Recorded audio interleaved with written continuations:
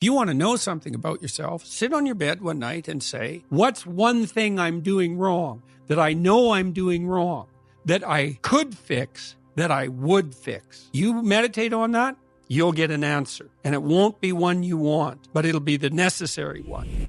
When you're trapped, some of it's your own inadequacy. What you can do to begin with is every bloody thing you possibly can do to put yourself in the most virtuous and powerful negotiating position possible.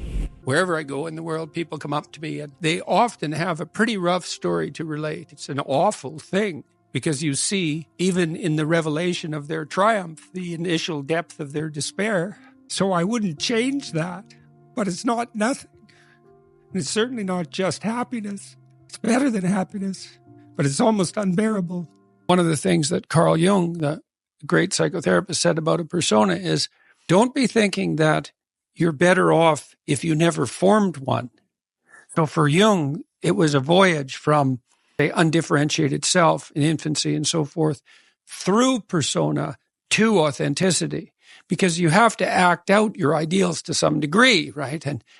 And you also have to formulate a avatar of yourself in some sense that's a mediator between you and other people in casual social encounters. You don't want to walk into the bank and have the teller tell you about his or her day when you say, how are you doing? Right? Now and then that can happen, but generally it's too much intimacy too quickly. And so you need this functional shell.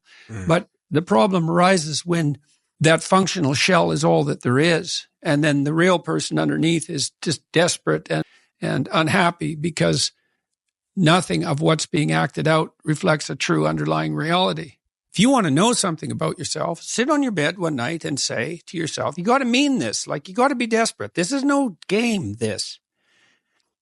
My life is not everything I want it to be, and perhaps it's not everything that I need it to be. And by need, I mean my life is so unbearable that the suffering that's attendant upon that is make me nihilistic, cynical, bitter, resentful, homicidal, genocidal, unable to have a good relationship, prone to punish people for their virtues because of my jealousy, driving the proclivity to see evil everywhere except within my own heart. These are problems, man.